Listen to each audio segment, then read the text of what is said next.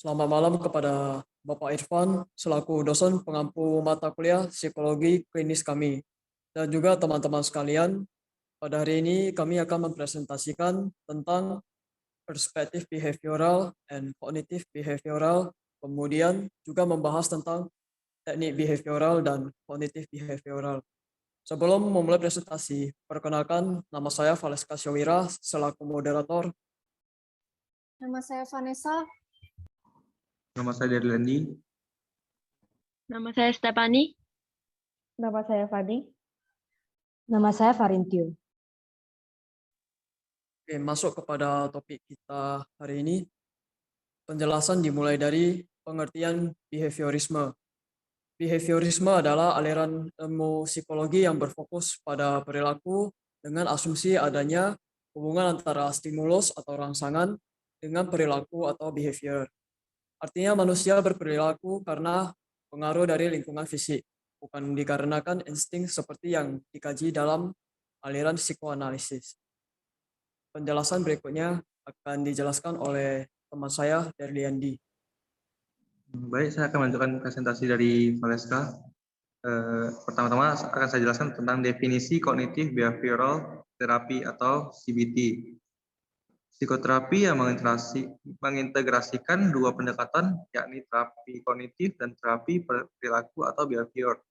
CBT adalah bentuk perawatan psikologis yang paling banyak digunakan para praktisi, serta diteliti oleh berbagai pihak.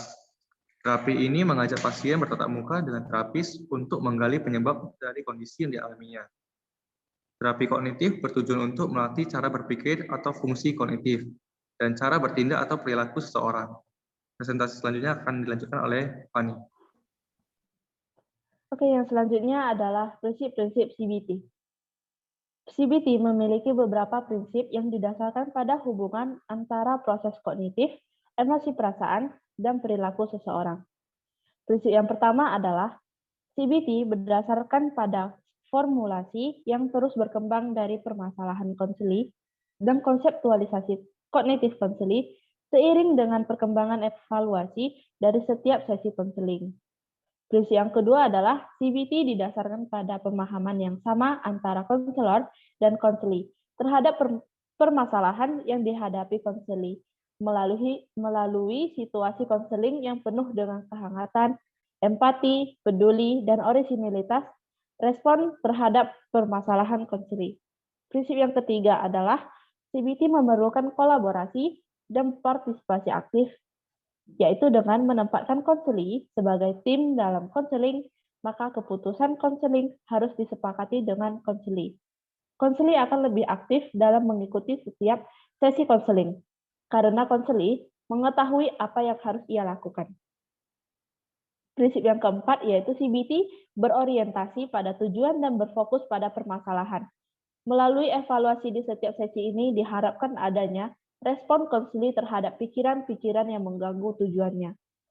Prinsip yang kelima adalah CBT berfokus pada kejadian saat ini. Konseling dimulai dari menganalisis permasalahan konseli pada saat ini dan di sini, atau here and now. Perhatian konseling beralih pada dua keadaan. Yang pertama, ketika konseli mengungkapkan sumber kekuatan dalam melakukan kesalahannya. Dan yang kedua, ketika konseli terjebak pada proses berpikir yang menyimpang dan keyakinan konseli di mana masa lalunya yang berpotensi merubah kepercayaan dan tingkah laku ke arah yang lebih baik. Prinsip yang keenam, yaitu CBT merupakan edukasi bertujuan mengajarkan konseli untuk menjadi terapis bagi dirinya sendiri dan menekankan pada pencegahan. Konselor membantu menetapkan tujuan konseli, mengidentifikasi dan mengevaluasi proses berpikir serta keyakinan konseli.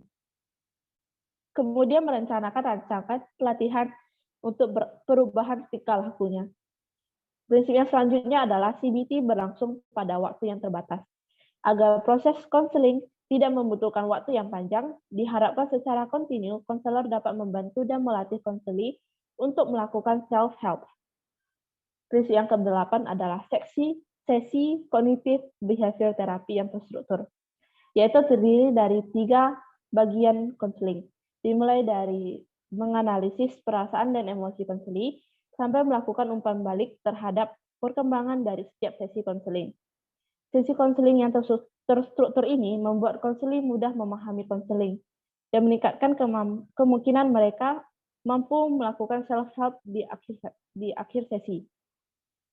Prinsip yang ke-9 adalah CBT mengajarkan konselor untuk mengidentifikasi, mengevaluasi, dan menanggapi pemikiran disfungsional dan keyakinan mereka. Konselor membantu konselor dalam mengarahkan konselor untuk merasa lebih baik secara emosional, tingkah laku, dan mengurangi kondisi psikologis negatif. Prinsip yang ke-10 adalah kognitif behavioral therapy menggunakan berbagai teknik untuk merubah pemikiran, perasaan, dan tingkah laku. Pertanyaan dalam bentuk Sokratik merupakan inti atau kunci dari proses evaluasi konseling. Jenis teknik yang dipilih juga akan dipengaruhi oleh konseptualisasi konselor terhadap konseling, masalah yang sedang ditangani, dan tujuan konselor dalam sesi konseling tersebut. Baik, selanjutnya akan dijelaskan oleh Stefani. Baik, selanjutnya adalah teknik CBT. CBT berfokus pada pikiran dan perilaku pasien. Pikiran-pikiran negatif akan menyebabkan pasien mempunyai perasaan dan juga perilaku yang negatif. Dan begitu juga sebaliknya. Berikut adalah teknik-teknik CBT. Yang pertama yaitu menata keyakinan irasional. Yang kedua adalah biblioterapi atau menerima kondisi emosional internal sebagai sesuatu yang menarik ketimbang sesuatu yang menakutkan. Yang ketiga, yaitu mengulang kembali penggunaan beragam pernyataan diri dalam role play dengan konselor. Yang keempat, yaitu mencoba penggunaan berbagai pernyataan diri yang berbeda dalam situasi real. Yang kelima, yaitu mengukur perasaan, yaitu misalnya dengan mengukur perasaan cemas yang dialami oleh pasien pada saat ini dengan skala 0 sampai 100. Selanjutnya akan dijelaskan oleh teman saya, yaitu Farintio. Ya, yang keenam yaitu menghentikan pikiran. Konselor belajar untuk menghentikan pikiran negatif dan mengubahnya menjadi pikiran positif. Yang ketujuh yaitu desensitization systematic, yaitu digantinya respon takut dan cemas dengan respon relaksasi, dengan cara mengemukakan permasalahan secara berulang-ulang dan berurutan dari respon. Yang ke-8 yaitu pelatihan keterampilan sosial, yaitu melatih konselor untuk dapat menyesuaikan dirinya dengan lingkungan sosialnya. Yang ke-9, assertiveness skill training atau pelatihan keterampilan supaya bisa bertindak tegas. Dan yang ke-10 yaitu penugasan rumah, yaitu mempraktikkan perilaku baru dan strategi kognitif antara sesi konseling. Dan yang ke-11, in vivo exposure, yaitu mengatasi situasi yang menyebabkan masalah dengan memasuki situasi tersebut. Yang ke-12 yaitu comfort conditioning, yaitu upaya pengkondisian tersembunyi dengan menekankan kepada proses psikologis yang terjadi di dalam individu. Selanjutnya ada karakteristik CBT. Terdapat beberapa pendekatan dalam psikoterapi CBT, termasuk di dalamnya pendekatan rasional emotive behavior therapy, rational behavior therapy, rational living therapy, kognitif therapy, dan dialek behavior therapy. Akan tetapi, CBT memiliki karakteristik tersendiri yang membuat CBT lebih khas dari pendekatan lainnya. Karakteristik CBT menurut para ahli yang tergabung dalam National Association of Cognitive Behavioral Therapists atau NACBT akan dijelaskan oleh teman saya, Vanessa. Karakteristik CBT. Karakteristik yang pertama yaitu CBT didasarkan pada model kognitif dari responden emosional. CBT didasarkan pada fakta ilmiah yang menyebabkan munculnya perasaan dan perilaku, situasi, dan peristiwa. CBT lebih cepat dan dibatasi waktu. CBT merupakan konseling yang memberikan bantuan dalam waktu yang relatif lebih singkat dibandingkan dengan pendekatan yang lain. Yang ketiga yaitu hubungan antara konselor dengan terapis atau konselor terjalin dengan baik. Hubungan ini bertujuan agar konseling dapat berjalan dengan baik. Konseling kolaboratif yang dilakukan terapis atau konselor dan konseli. Maksudnya adalah konselor harus mampu memahami maksud dan tujuan yang diharapkan oleh si konseli. Dan konselor harus membantu konseli dalam mewujudkan harapannya. Berdasarkan pada filosofi Stoik, yaitu CBT tidak menginformasikan bagaimana seharusnya konseli merasakan sesuatu, tetapi menawarkan keuntungan perasaan yang tenang atau rileks, walaupun keadaan si konseli sedang dalam keadaan sulit. Menggunakan metode Sokratik, terapis atau konselor ingin memperoleh pemahaman yang baik terhadap hal-hal yang dipikirkan oleh konseli.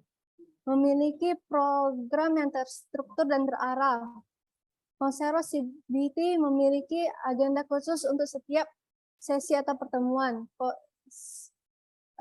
CBT memfokuskan pada pemberian bantuan kepada konseli untuk mencapai tujuan yang telah ditetapkan sebelumnya. Teori dan teknik didasarkan atas metode induktif. Metode induktif mendorong konseli untuk memperhatikan pemikirannya sebagai sebuah jawaban sementara yang dapat dipertanyakan dan diuji kebenarannya. Yang terakhir yaitu tugas rumah yang merupakan bagian penting dari teknik CBT ini. Karena pada pemberian tugas rumah, konseli terus melakukan proses konselingnya walaupun tanpa dibantu oleh si konselor. Sekian dari presentasi kami, maaf apabila ada terdapat kekurangan atau kesalahan.